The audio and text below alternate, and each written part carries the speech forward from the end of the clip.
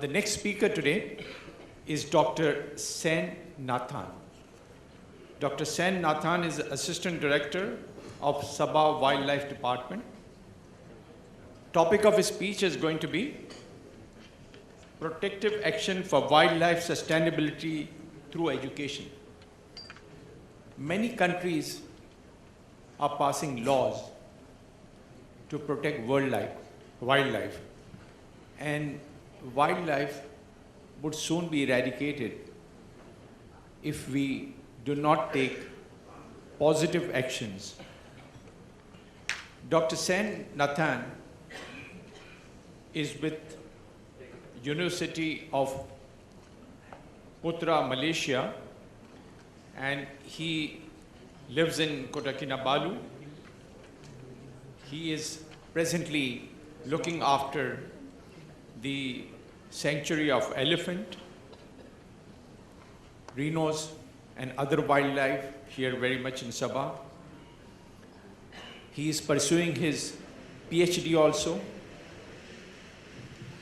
And to tell you more on protection of wildlife through education, I would request Dr. Sen Nathan to come and speak to you. Dr. Sen Nathan.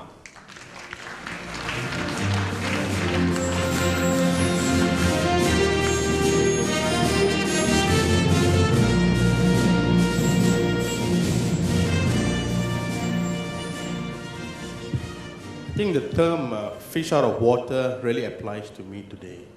I'm probably the only non-Rotarian, as well as probably the most underdressed person in this room today as well.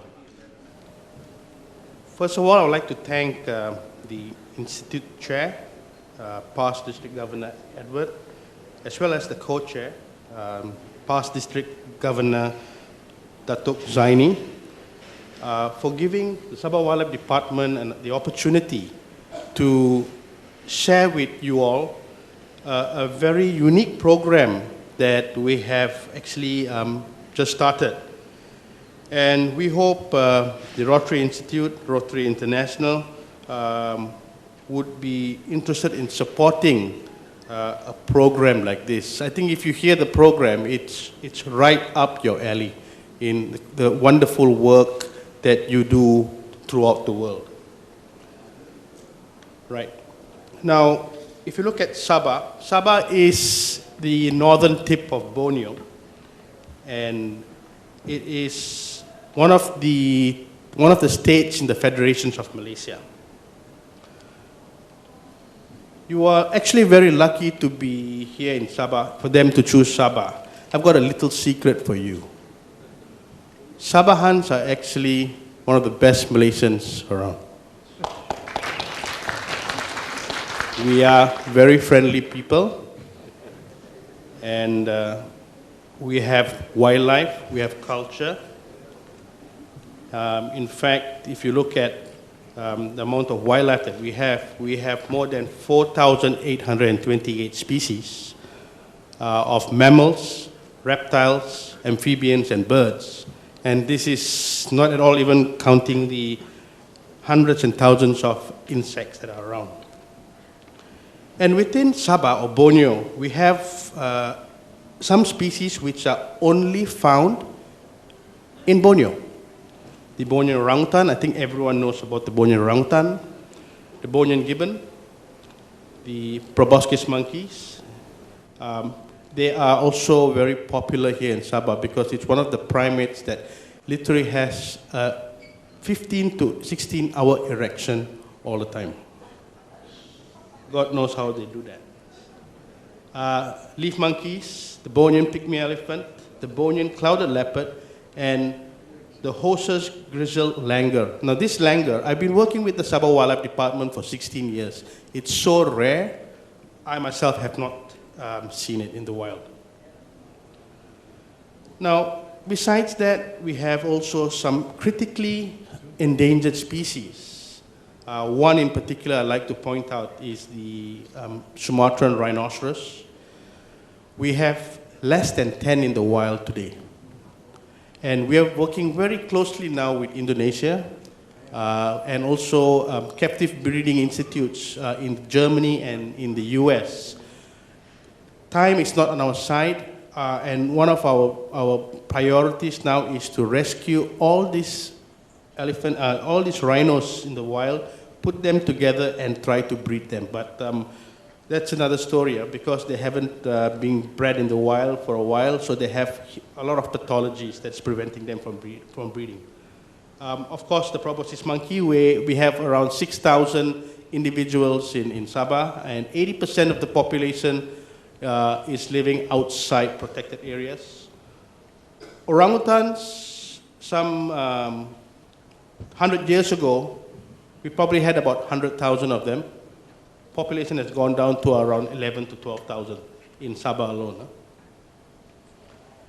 And besides those, we also have other protected species which are protected under the Wildlife Conservation Enactment 1997, where hunting, collecting of these species is strictly prohibited. Now, like I said, Sabah is a wonderful country, a wonderful state. It's a very friendly state. And we have 39 ethnic groups and 55 dialects. So sometimes you wonder, how can we all get along so well?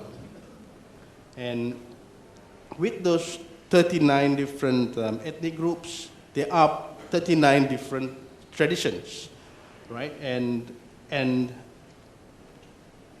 hunting is something which has been done among the natives for hundreds of, or probably thousands of years in Sabah. And it's still being done in the interior. Now, head hunting, you guys are lucky. If you had a Rotary Institute 100 years ago in Sabah, some of you might be going back home without your heads. So head hunting was also very popular 100 years ago. So now we don't hunt your head, we hunt your wallets. So like I said, we have natives and they have native rights where some species which are in the different protected schedule within our enactment, hunting is allowed for consumption. But sale and trade is illegal without permits. Now, let's look at the habitat that we have in Sabah right now. Sabah, again, has very diverse habitat. You're looking at probably more than 10 different ecosystems. Lowland Diptera carp forest, which is one of the oldest in the world. You have, take Durham Valley, for instance, it's over 120 million years old. You have peat swamps, freshwater swamps, limestone hills, lower montane forests, mangroves, riverine, coral reefs. So Sabah has diverse ecosystem to match with the diverse wildlife that we have. Unfortunately, if you look at this photo, it's quite depressing. The photo of Borneo on top was basically in 1950. You could look at the expanse of the forest. So, theoretically, an orangutan could jump from tree to tree all the way from Sabah to Kalimantan. Now, if present rates of deforestation still occur in other parts of Borneo, you're looking at a map very similar to what is below, which is really depressing because a forest that small will not be able to support much wildlife. Now, in Sabah, we have more than 48% of permanent forest cover, but 80% of this area has been logged at one time or another. Okay. Now, this is the map of Sabah. Where you look at this whole area. Now, the good news is here, ladies and gentlemen, Sabah has probably made its mistakes in the past. And we have a government now that is very steadfast in protecting our forests. In fact, our chief minister has made a pledge that there will be no more clear felling of virgin forests. In fact, we are going to increase the size of our permanent forest cover to go way above 50% in the next 10 years. So in Sabah, the news is good.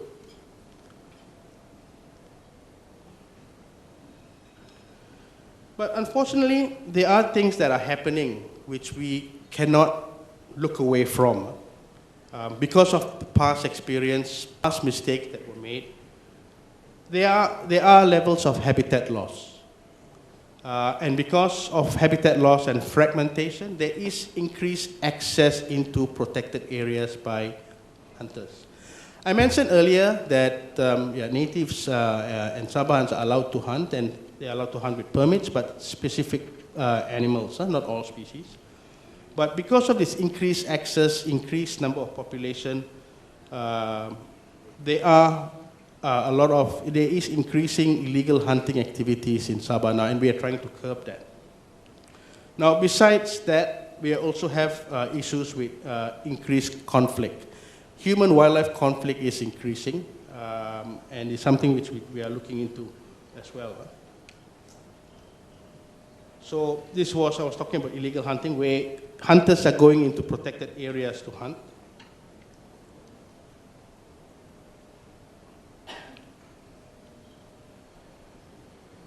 Now, there is a light at the end of the tunnel.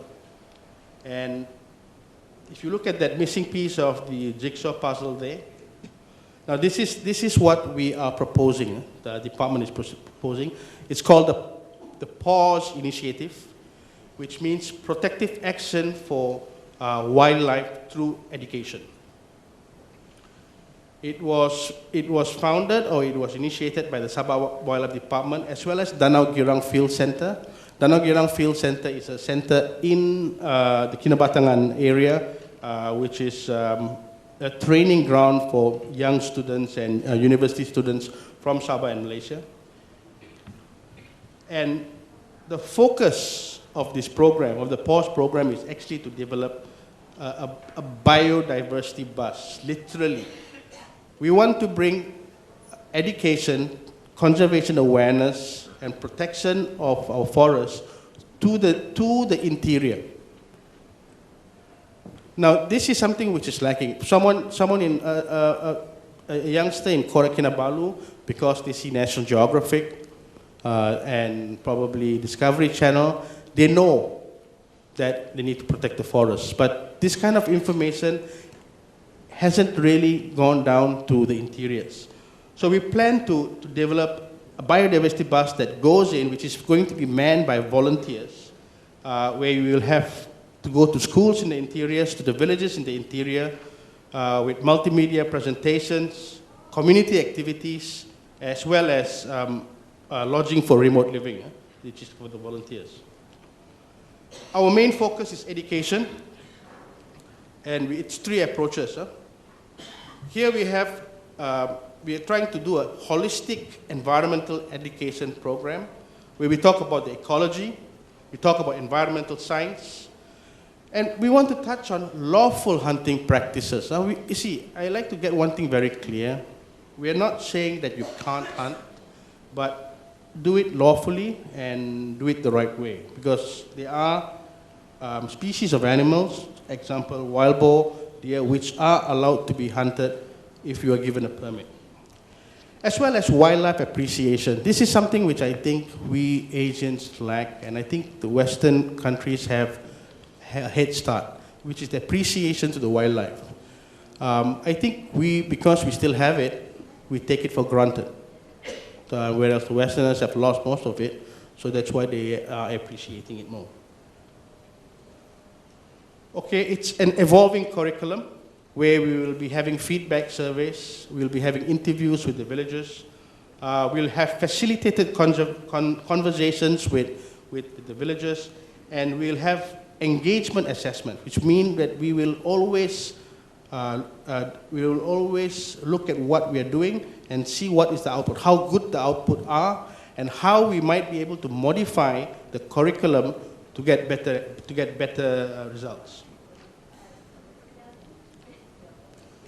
And of course, through awareness, getting videos, posters, brochures, media marketing to social media, radio broadcast, websites, and university presentation. What we'd like to do is to get university students from around the world to come here as volunteers, to work with us, to go with us into these villages, spend a week, 2 weeks, 3 weeks, and basically show the school kids in the interior what wildlife awareness is all about. Sometimes when you have someone that looks different come to your village, the information seems to be more easily appreciated rather than if you see someone that looks like yourself.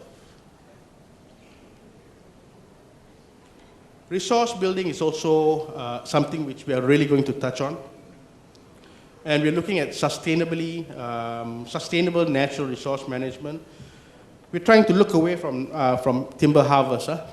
We want to say, keep the trees. Have integrated land use, maybe plant something which can be integrated within the large trees that you have. And try to do sustainable markets, which means the villagers can produce things which can be then sold in the markets, basically to increase the resources of these villages. Ecotourism, that is something which we really look at, where we can improve the livelihood of these interior villages, so they need not go hunting. Now, training. We also want to increase the training of training programs for this for the interior villages by having honorary wildlife warden training, where they can actually be the protectors themselves of their wildlife. Have environmental education leadership programs as well. Again, sustainable training on sustainable natural resource management, as well as to get them to actually do their own surveys of the wildlife population that are in their area as well. Basically, what we're trying to do is to give them empowerment, to empower the local villagers, especially the younger generation. It's true what they say, you can never teach an old dog new tricks.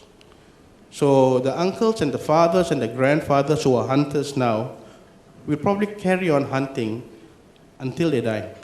And you can talk to them until the cows come back, and they will not change.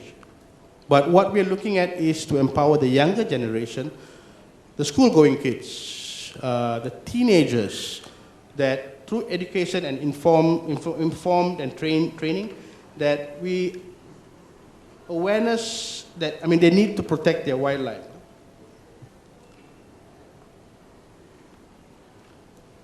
And besides that, we want to increase the capacity of the villagers and this younger generation by giving them support and education, maybe scholarships for the bright students to further their education in conservation biology and other aspects of wildlife conservation.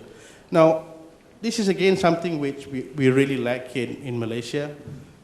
If you look at the number of students from universities who are interested to do a wildlife conservation postgraduate degree, it's probably less than 5% to the whole lot. So we want to make sure that the locals have that capacity and instill the interest for them to actually continue or pursue their studies in this work. We also want to improve the network or connectivity within Sabah by collaborating with other organizations in Sabah and probably out of Sabah, sustain communication with the young leaders in the community, facilitate connections between the villagers, and develop relationship between Sabah Wildlife Department and the communities. What we want to tell them is, look, the Wildlife Department are your friends. We are not just someone who's going to go there, catch you if you go do illegal hunting. So we want to instill this program where we are here to help. And basically the final goal would be to decrease illegal wildlife practices and to increase sustainable resource management. Yeah, that's a sun bear. It's not my face. Huh? Now it's time to take out your checkbooks. Just kidding. This program is a 5-year program, just to let you know. I'm not going to hard sell this. It's going to cost us 6 million ringgit to run. So you're looking at a capital cost of 1 million to get that mobile bus, to buy the equipment, to buy the LCD projectors, to buy a 4-wheel drive. So it's going to take 1 million, and it's going to take 1 million ringgit per year to run. Paying for staff, paying for food for the volunteers, lodging for the volunteers. But we want to have it as a win-win situation. We are looking at large corporate bodies to come in. We have had some interest. We have actually, in fact, the US ambassador who has come here quite a number of times is very interested to support this program, because it is a very important program for Sabah. It is going to really decrease illegal wildlife practices, so it does, in the same time, protect our wildlife. So with that, I'd like to say thank you. For those who are sleeping, you can probably get up now. Thank you.